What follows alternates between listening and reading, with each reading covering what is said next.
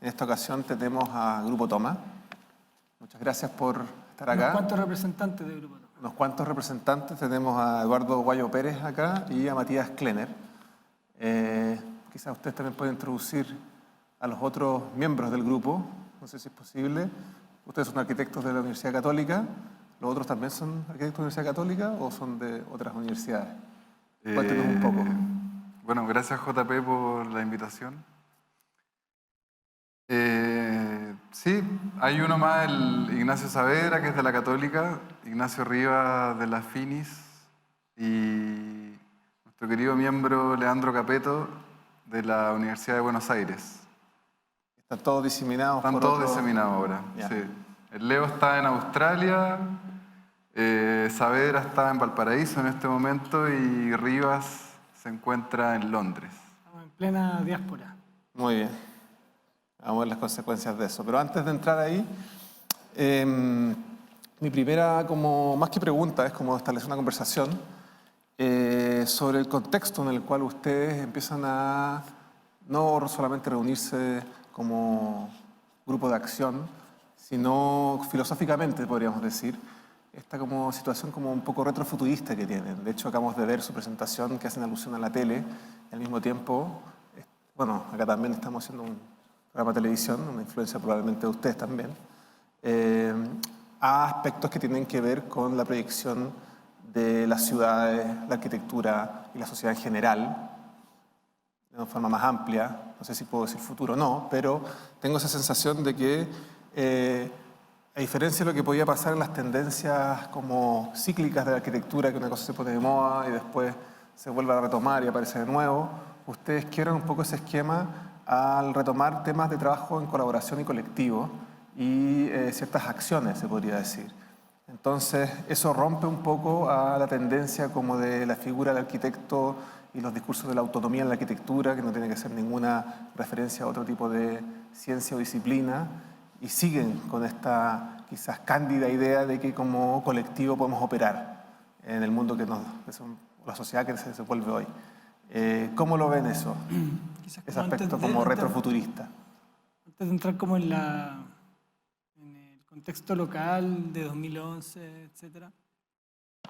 De algún modo no estoy tan de acuerdo con esto que seamos como un sujeto aislado.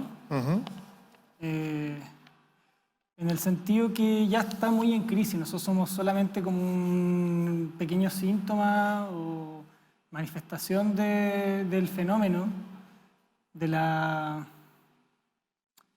fragilización de esta figura como del Star Architect, y en realidad eso viene ocurriendo desde hace un buen rato y tiene un antecedente muy potente en la crisis de 2008 en Europa, localmente, y tiene como este rebote en 2011 cuando se pone en crisis básicamente como el establishment. Y ahí hay un montón de ecos también yo creo que ahí está como el link de los 60, 70 que tú hablas, como con esta puesta en crisis del macro. Y por ahí nos sentimos un poco, claro, como una especie de revival de este como figura de arquitecto medio dolido, resentido con las instituciones, y me alargo un poquito, pero nosotros partimos como tres pequeñas oficinas que simplemente como que queríamos buscar otros lugares dentro de la arquitectura. Y ahí es donde nos encontramos, como dices tú, como filosóficamente desde otro lugar. A mí me parece interesante, Juan Pablo, cuando tú hablas de eso del retrofuturismo, porque quizás no está tan declarado dentro del equipo, pero yo creo que todos somos como unos enamorados de la arquitectura utopista, en realidad. Y ese es un punto que nos conecta previo a armar cualquier idea de equipo, de armar este grupo de arquitectos, en realidad. Como que a todos nos encantaban esas corrientes de arquitectura que fantasean sobre el futuro, pero en nuestra realidad como actual, nosotros decíamos, bueno, podemos fantasear y todo, podemos especular, pero al mismo tiempo también teníamos ese ímpetu de decir como, tenemos que trabajar localmente y tenemos que generar acciones que repercutan un poco en la realidad. Como no podemos quedarnos simplemente en la acción mental de especular y generar ese como discurso y que se converse en la disciplina sobre esto, sino que al mismo tiempo también todos éramos bastante como proactivos y necesitábamos como hacer cosas. Pero antes de ir a ese aspecto, ¿cómo accedieron a estas referencias? ¿Cómo llegaron a encontrar estos referentes utópicos o incluso distópicos? Hemos hablado de algunos, entre 60 y 70, ¿cierto? ¿Y cómo rompen el camino que podría marcarlos la formación o el entrenamiento que ustedes tuvieron, de una formación de élite, digamos, que si ustedes hubiesen continuado la tendencia y con las capacidades que tienen, probablemente estarían diseñando estos mismos hoteles de lujo de los cuales ustedes se ríen? Entonces, ¿qué pasó ahí que antes de que se reunieran tuvieron acceso a esta otra información, les llamó la atención y eventualmente la compartieron y empezaron a actuar en una segunda fase? Yo creo que, o sea, probablemente para Eduardo es lo mismo porque estábamos en la misma escuela, pero no sé si es exactamente igual, pero en mi caso fue primero un curso de historia con Fabricio Galanti, que de hecho Fernando Portal era el ayudante.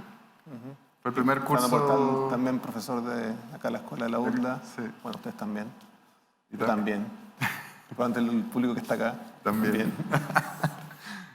Y ese fue como un primer lugar y también con Rodrigo Tisi también. Cuando estuvo, yo creo que Rodrigo cuando estuvo en la universidad, probablemente él lo tiene claro, pero generó como algo, en un grupo pequeño de personas, pero sí produjo una cierta inquietud. Entonces Galanti con una visión más crítica, Rodrigo Tisi eventualmente introduce la performance, entonces fueron actores que influyeron este camino o esta toma de decisión. Y después está la cosa de la generación circundante. Ninguno de nosotros está metido en política directamente, pero sí nuestra generación circundante pertenecía a todos los movimientos políticos que se activaron el 2011 o antes incluso y que han, digamos, seguido influyendo en la política chilena. Y para nosotros, obviamente que esa idea como de Chile, los estudiantes saliendo a marchar, las tomas y todo, generó como no sé, una especie como de activación, claro, un caldo de cultivo, una activación. Y eso también te genera un link con toda esa serie de grupos de arquitectos de aquella época. Y conversamos un poco del tema de la acción. Entonces, ¿cómo ha sido esa experiencia de la acción? ¿Qué procesos, qué aprendizajes y eventualmente qué consejos o ideas pueden ver con un poco más de distancia que también pueden compartir con los estudiantes de las escuelas de arquitectura, particularmente los estudiantes que les toca también? ¿Cómo ha sido ese proceso y en qué ha podido como reforzar o cuestionar ciertos aspectos de la figura del arquitecto que conocían? La acción. Acción espacial, intervenir, intervenciones, las exposiciones que han hecho, todo tiene unas consecuencias o una lectura espacial, imagino. Pero la pregunta es para usted. Respuesta un poco desconexa, pero me acuerdo que tratando de elucubrar cómo iba a darse no esta conversación, sino la presentación, una de las frases que apareció era como dándole forma a esto, como la nostalgia del 2x2. Yo no sé si esto te representa a ti, Mati, pero es una dimensión de la acción, porque está esta acción que es más, como dices tú, como más especulativa, más de la idea de ciudad, por ejemplo, pero creo que aquí lo comparto con mi compañero Suárez, cuando las manos... Profesor Julio Suárez de República Portátil. Otro profesor local. Es que no hay más. Y sí, la acción... El 2x2 estamos hablando del elemento constructivo. Sí, palo de listón de madera. 2x2, el lugar más básico de la acción. O sea, cortar un palo, ensamblarlo de manera que venga a decir algo, que venga a hacer un comentario idealmente inteligente respecto a su lugar, a su acción. ¿Y cómo se conecta con esta arquitectura utópica o estos referentes o estas influencias? Mira, yo siento que una cosa que me gustaría decir es como que la capacidad de materializar algo es una cosa que está ahí. Nosotros el primer proyecto que hicimos como construido, como grupo, fue un comedor comunitario en Factoría Italia, donde iban a comer gente de 1000 metros cuadrados del centro cultural que ya no existe, gente del Makerspace e incluso gente en ese tiempo del comando de Bachelet. Y ¿Fue un encargo? No, ¿O un nosotros autoencargo? sacamos plata y con 200 lucas construimos un espacio. ¿Por motivación propia? Motivación propia, absolutamente. Era un Y eso ensayo, en detonó- verdad. Era un ensayo y esa es como la primera, como si yo tuviera que decirle a alguien algo, es como hay que hacer cosas y no cuesta tanto. Entre un grupo de personas se pueden juntar en el fondo las lucas, hacer una vaca y armar un proyecto y probar qué pasa. Y para nosotros eso fue ese proyecto. Luego vino el laberinto, que ya fue como participar en un concurso. frente Donde al- también lo que hicimos estratégicamente fue ir a presentarle a los organizadores un fragmento del laberinto construido. Y fue eso. Con 2x2. Un 2x2. El laberinto frente Tal cual. al... Sí. Ese La estación en el Mapocho, fondo, es también una cosa de lo que hablábamos ahí, como cuál es la lucha al final, finalmente cuál es el espacio construido. Y eso es lo interesante, que podemos especular sobre la lucha, podemos hablar de las redes sociales, podemos hablar de distintos lugares ficticios, teóricos acerca de dónde trabajar, pero Entonces, ¿sus acciones serían como preguntas construidas de alguna manera? podría ser una forma de verlo, ¿sí? Igual como para complementar un poco la respuesta, como que el primer proyecto de Toma, antes de siquiera llamarse Toma, fue una voladura que nunca aterrizó, que era un proyecto que se llamaba El Sitio, en un sitio Eriazo, donde supuestamente le íbamos a conseguir como una especie de comodato de una municipalidad, que nunca ocurrió, pero toda esta elucubración mental luego encontró acción mucho tiempo después. O sea, primero vino la idea, primero vino como calentarse con la posibilidad de ejercer una acción en un lugar. Nunca se dio la posibilidad, pero eso se transformó en otras cosas y eso dio la posibilidad de acceder a instalar un 2x2 inteligentemente posicionado en un lugar. Entonces está como esa tensión como entre la idea, como especular sobre un espacio en particular y la materialización. Sí, es verdad, algo de lo que está diciendo Guayo ahora es bien interesante porque finalmente lo que nos ha permitido a nosotros trabajar y lo que hemos hecho siempre ha sido en redes de colaboración. Y ese proyecto del sitio fue básicamente ir a presentárselo a muchas personas. Entonces, Sumar voluntades. aunque no fue real, era una ficción, esa ficción nos permitió finalmente como construir una base desde la cual operar. Pero ustedes también tienen un discurso, una reacción al contexto neoliberal, ¿cierto? Al mismo tiempo pareciera que ustedes, entre más contexto neoliberal, más parecieran ser estos liberales neo que profetizan de nuevo esta posibilidad del arquitecto o de la arquitectura de dar un aporte a la sociedad de alguna manera, en este caso un aporte crítico y salirse efectivamente de estar cooptados por el mercado, por las lógicas de acumulación. Entonces, parece que esas son las... Profetizan y profitan. ¿Cómo? Profetizan y profitan. Esa es la pregunta que les quiero hacer. Entonces, Por ahí venir. ¿por qué? Esta es la pregunta ¿Por que, qué? esta es la pregunta ¿Cómo que se nos han conecta? hecho siempre Juan Pablo. ¿Sí? Tengo otra más, así que apúrense. Bueno, igual, o sea, un poco en esta pseudo performance está un poco esa imagen del cínico y el denso, ¿no? Como que así está escrito: C era yo, cínico; D era denso. Claro. Y está un poco esta como esquizofrenia desde el lugar del que venís, como hablas tú de la elite. Y desde el crítico, desde el que le hace un poco daño ver todo esto y ¿Cómo conviven ustedes con eso? ¿Cómo víctimas, conviven victimarios, profitadores, Claro. profetas. con este contexto, efectivamente? Bueno, ese es como el estado de contradicción en el que estamos todos finalmente, ¿no? Exacto. ¿Cómo convive con esa contradicción? Mira, hay una cosa que era algo que hablábamos hace un rato, ¿ah? Que si tú te paras en la esquina de el que realmente se sale del sistema y te pones a gritar, lo más probable es que o nadie te escuche, o te acallen, o en último caso te coopten. Entonces, finalmente igual se vuelve necesario entrar en ciertos lugares desde los cuales tú puedes ser crítico. Eso no quiere decir que tú, o sea, no quiere decir que necesariamente tú vas a tener que ceder como cuál es tu postura. Tienes que entender en el fondo como con una especie de barómetro en qué punto te estás parando. Pero si nos pusiéramos en ese lado de el que simplemente va a alegar y va a ser crítico, en este momento no podríamos ni siquiera estar acá hablando en realidad, en esta universidad ni en este contexto.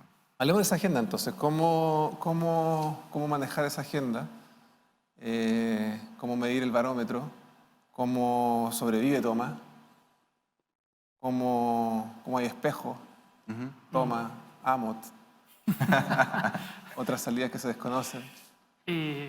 Son un montón de preguntas en realidad y son como la discusión permanente de Toma. Y una manera de sobrevivir para nosotros ha sido en buena parte migrar. O sea, lo que hablaba Mati de esta cooptación y como lo que antes mencionaba, como de la víctima victimario, no sé, estar trabajando en espacios culturales emergentes que luego, súper hype, súper cool, apretamos cueva. O sea, pero sabemos que somos un poco forjadores de eso mismo, entonces está esa como esquizofrenia. Entonces, una de las maneras ha sido migrar. Y también es como ser carne de cañón, es como bien cruda también la posición. Pero es muy distinto si tú estás parado en un lugar y en algún grado tú eres cómplice, pero te así el tonto en el fondo, versus que estás parado en el lugar y explicitas que realmente tú estás siendo cómplice, pero al mismo tiempo quieres ser crítico al respecto. No sé qué postura preferirá cada quien, pero... Me imagino que es una discusión interna que tienen. Además, es un grupo joven, tampoco no hay por qué pedir la perfección o la pureza. Y han sido pasos en distintos momentos, pero me parece interesante esta condición de tener una reflexión y después la capacidad de poder migrar o moverse. Cuando estuvimos en Infante 1415, que es un centro cultural de la Municipalidad de Providencia, y cambió la administración, fue como, por ejemplo, ahí en un caso muy específico, la pregunta era, ¿qué hacemos? ¿Nos hacemos los tontos? Ya, no hay opción. Nos transformamos en un agente virulento dentro de esta cosa, pero eso implica un montón de energía y básicamente dedicarle tiempo y energía que en ese momento ya no nos daba. O sea, o bueno, quizá ahí entra el cínico, yo no sé, como que igual la esquizofrenia permanece ahí, está ahí presente. Y ahí lo que optamos fue salir. Apretar cachete en buen chileno.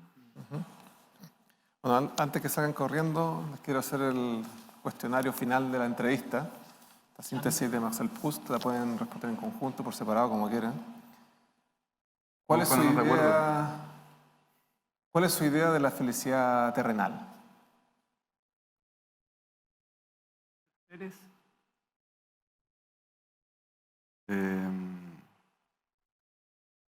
14 vírgenes. No tengo una idea... No tengo que responder esta parte, pero bueno. No tengo una idea tan clara, pero si pudiera pensar en qué momentos me siento feliz, tienen que ver con momentos en los cuales tengo conectado en el fondo el sentido de lo que estoy haciendo con lo que finalmente estoy haciendo, como que hay una relación. ¿Quién es su héroe real o de ficción favorito? El Papa no vale, ¿no es cierto?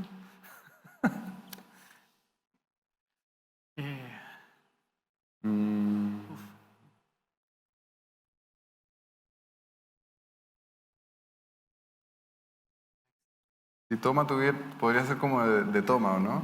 Claro. Como que hay varios héroes de Toma, pero te puedo nombrar varios. O sea, está David Harvey, Lefebvre, grandes héroes. Tenemos también a Naomi Klein dentro ahí también de la lista, Richard Sennett. Tenemos Eso responde un poco a la segunda, ¿quién es la heroína real o favorita? Entonces, ya como respondieron un poquito eso, ¿cuál sería su héroe o heroína de ficción? Héroe o heroína de ficción. Estoy en blanco. Eh,